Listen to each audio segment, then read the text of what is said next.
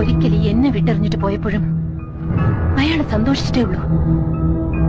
വേദനിച്ചത് മുഴുവൻ ഞാനല്ലേ. അന്നു മുതൽ എന്റെ ജീവിതത്തിൽ സന്തോഷം എന്താണെന്ന് ഞാൻ അറിഞ്ഞിട്ടില്ല.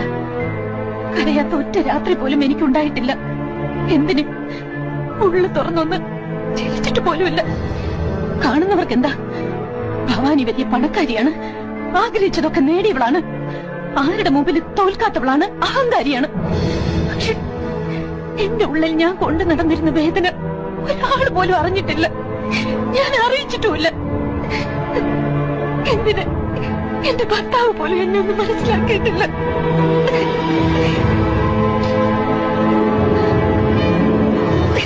എന്നിട്ടിപ്പോ അയാള് മാത്രം ജീവിതത്തിൽ എല്ലാം നേടുന്നത് കണ്ടുകൊണ്ട് ഞാൻ അടങ്ങിയിരിക്കണോ?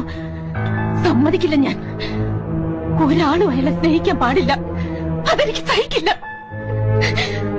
അയാൾക്ക് കിട്ടുന്ന സന്തോഷവും സ്നേഹവും എല്ലാം ഞാൻ ഇല്ലാണ്ടാക്കും.